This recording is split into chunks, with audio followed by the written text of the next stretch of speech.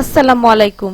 আজ আমি অত্যন্ত টেস্টি কেসকি মাছের স্পাইসি ভর্তা একদমই সহজভাবে বানিয়ে শেয়ার করব, যা আপনার খুবই ভালো লাগবে।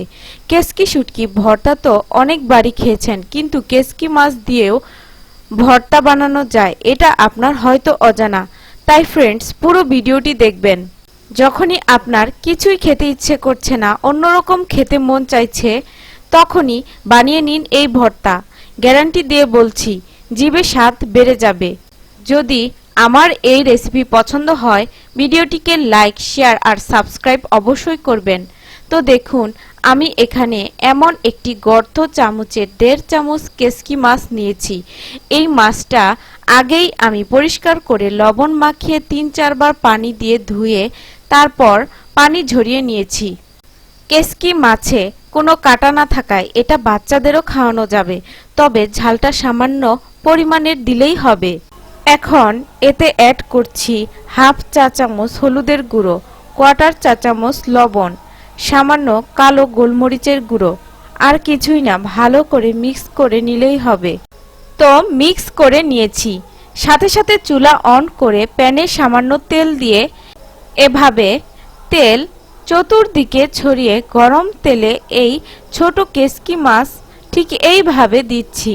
পাত্রটিতে সব দিকেই এইভাবে মাছটা ছড়িয়ে দিতে হবে। চুলার তাপ মিডিয়াম টু লোতে রেখে আমি মাছ ভেজে নিচ্ছি। এইভাবে ফ্রাই প্যান ঘুরিয়ে মাছের গায়ে তেল লাগিয়ে নিতে হবে। আর যদি দেখেন মাছটার গায়ে তেল লাগেনি, সেক্ষেত্রে অল্প তেল দিন। কিছুক্ষণ পর দেখুন, বোঝাই যাচ্ছে মাছটা ভাজা হয়েছে। উল্টানোর সময় দেখবেন মাছটা শক্ত, সহজেই উল্টানো যাচ্ছে। অপর সাইডেও ভেজে নিচ্ছি, যেন পুড়ে না যায় সেই দিকেও লক্ষ্য রাখব। আরও কিছুক্ষণ পর দেখুন ভেজে নিয়েছি। ঠান্ডা হলে মুখে নিলে মচমচ করবে, এমনভাবে ভেজে প্লেটে উঠিয়ে নিয়েছি। এবার ফ্রাই প্যানে অল্প তেল দিয়ে চুলার তাপ লো আর মিডিয়াম এর মাঝামাঝি রেখে 1 বাটি পেঁয়াজ কুচি, 3টি রসুন কুচি। রসুন খাওয়া হার্টের রোগীদের জন্য খুবই ভালো, তাই রসুন বাড়িয়ে দিতে পারবেন।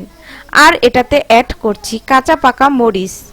দেখতেই পাচ্ছেন স্বাদ অনুযায়ী 8টি মরিচ এভাবে টুকরো করে কেটে নিয়েছি। এভাবে মরিচ কেটে নিলে কম মরিচ দিলেই ঝাল হবে। 1/4 চা চামচ লবণ দিচ্ছি। মাছ ভাজার সময়ও 1/4 চা চামচ লবণ দিয়েছিলাম। একবারে বেশি লবণ না দিয়ে এভাবে অল্প অল্প করে ধাপে ধাপে লবণ দিতে হবে। চুলার তাপ মিডিয়াম টু লোতে রেখে নেড়েচেড়ে বাদামি কালার করে ভেজে নিচ্ছি। তো দেখুন, বেশ কিছুক্ষণ ভাজার পর এমন দেখতে হয়েছে। পেঁয়াজ, রসুন, মরিচ নরম হয়ে গিয়ে ভাজা হয়েছে। সাথে সাথে ঢেকে চুলা থেকে নামিয়ে অন্য কড়াই বসিয়ে 5টি শুকনো মরিচ, তেল না দিয়ে চুলার তাপ মিডিয়াম রেখে কিছুক্ষণ নাড়াচাড়া করে চুলা অফ করে গরম কড়াইয়ে রেখে দিচ্ছি।